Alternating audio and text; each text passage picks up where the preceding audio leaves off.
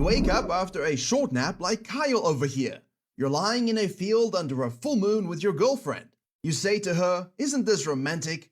But she says, "Well, it's just the moon." Excuse me? Just the moon? It is indeed the moon, the one that literally controls our tides and stabilizes Earth's tilt. How dare she think it's boring? Well, not only is your fashion awful, your taste in girls is the same. But why don't we grant her wish? Let's replace the moon, but not with just any space object, no, with other moons, ones that might actually impress her, and hopefully definitely not kill her. Just kidding. Or am I? Let's start with something so simple, yet extreme. 2 moons. You've heard of 2 suns, but oh boy, this might be even worse. Actually, it is worse, Kyle. While Jupiter has 95 moons, Pluto has 5, and Saturn has 1 million, we only have 1, and it serves us well, until now where your girlfriend wished it away. So what would happen if we became a multi-moon planet like the others around us? Obviously, we'd see 2 moons at night. It could be brighter by up to 5 times more, but there would be chaos across the globe. See, our current moon already does a lot of work for Earth. It helps control our tides through gravity and stabilizes our planet's tilt and rotation, which gives us consistent seasons. That means it allows us to have thriving oceans that allow us to live, and also get hay fever that allow us to feel the 10th circle of hell in our noses.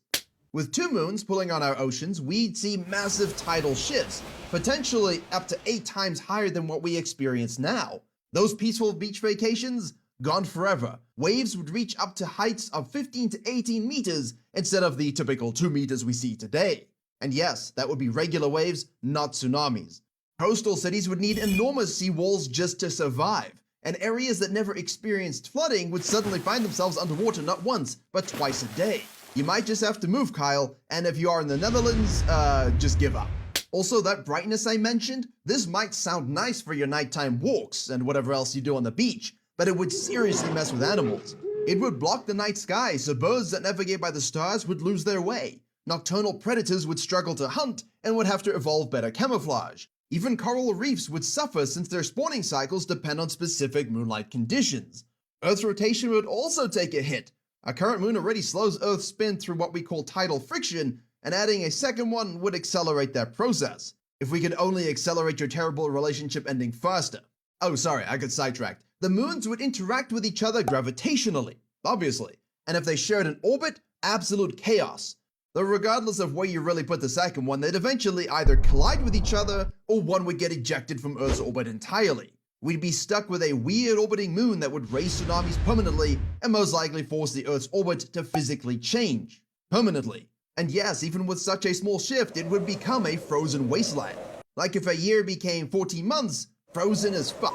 And the other outcome would be the collision between the moons, which would result in death that looks something like this. Alright, that was a lot, but your girlfriend asked for it, Kyle, and she looks a little bit traumatized. Maybe we try something that doesn't destroy us with water waves and make turtles blind at nighttime, or destroy the planet.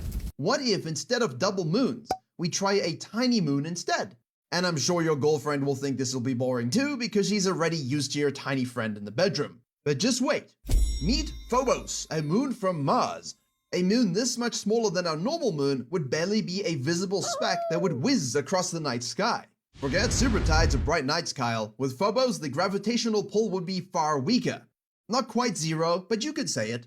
Earth's oceans might barely ripple. Surfers would not exist, which is a good thing, but it also means no massive tidal forces to shape our shorelines, which would be a bad thing for life.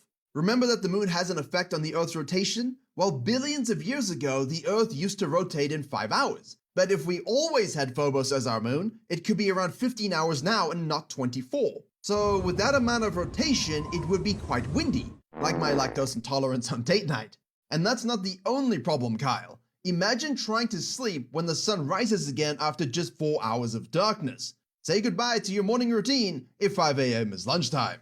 The extra crazy thing is that it would have completely changed how the Earth's coast evolved from the lack of erosion from water, because no tides. And because it's so small, Kyle, it would end up orbiting much closer to Earth too. However, unlike our large moon, Phobos wouldn't stabilize the Earth's tilt, so that means Earth's seasons could become wildly unpredictable. Imagine 50-degree summers and minus 20-degree winters all in the same year. That's a little less concerning than the fact that the Earth's tilt does change a little bit around the 23 degrees we have,